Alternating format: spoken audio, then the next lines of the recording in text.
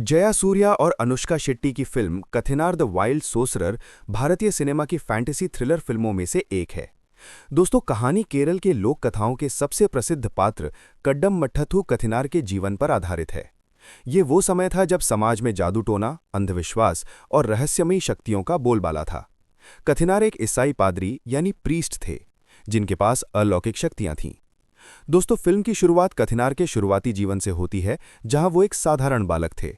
उनकी जीवन में एक ऐसी घटना घटती है जो उन्हें अध्यात्म और रहस्यवाद की ओर ढकेल देती है। वो ज्ञान की खोज में दर-दर भटकते रहते हैं। इसी दौरान कथिनार एक ऐसे कबीले के बीच फंस गए थे जो नरभक्षी यानी कैनिबल्स और काले जादू के जानकार थे। यहीं से उन्होंने वो गुप्त विद्या सीखी जो दुनिया के लिए अज्ञात थी। लेकिन कथिनार वे केवल जादू सीखा ही नहीं, बल्कि उस पर महारत हासिल की। उन्होंने महसूस किया कि शक्ति का उपयोग विनाश के बजाय मानवता की रक्षा के लिए किया जाना चाहिए। यहीं से उनके एक पावन जादूगर बनने का सफर शुरू होता है, और वापस लौटने के बाद वो कड्डम मट्टथु नामक स्थान पर बस जाते हैं और एक पादरी के रूप में अपनी सेवा देते हैं। चर्च उनके चमत्कारों और उनकी दिव्य शक्तियों का केंद्र बन जाता है। दोस्तों, फिल्म का सबसे रोमांचक हिस्सा कल्याणकट्टू नीली का किरदार है।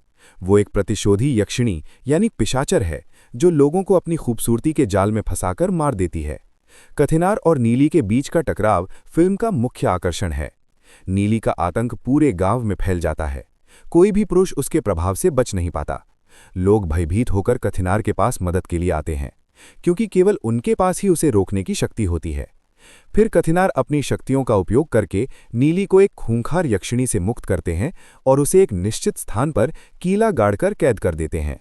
लेकिन जैसे जैसे कथिनार की शक्तियां बढ़ती हैं, समाज के कुछ कट्टरपंथी लोग उनके खिलाफ हो जाते हैं। उन्हें लगता है कि एक पादरी होकर जादू टोना करना धर्म के विरुद्ध है।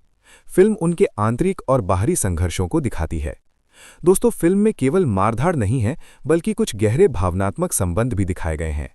कुछ पात्र ऐसे हैं जो कथिनार के जीवन में प्रेम और करुणा का संचार करते हैं, जो उन्हें इंसान बनाए रखते हैं। वहीं दूसरी तरफ जयसूर्या ने कथिनार की भूमिका निभाई है। फिल्म दिखाती है कि कैसे एक डरा हुआ व्यक्ति अपनी साधना से इतना शक्तिशाली बन जाता है कि वो प्रकृति के नियमों को भी चुनौती देने लगता है। दोस्तों, पूरी कहानी प्रकाश और अंधकार के बीच के संतुलन पर टिकी है। कथिनार का मानना है कि शक्ति का कोई रंग नहीं होता, वो केवल चलाने वाले की नीयत पर निर्भर करती है। वहीं अनुष्का शेट्टी की उपस्थिति कहानी में एक नया मोड़ लाती है। उनका किरदार सस्पेंस से भरा है और कथिनार के जीवन को गहराई से प्रभावित करता है। कुल मिलाकर कथिनार केवल एक फिल्म नहीं, बल्कि एक अनुभव है।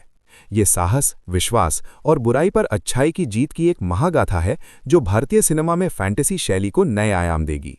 तो दोस्तों, ये स्टोरी आपको कैसी लगी, कमेंट करके बताइए।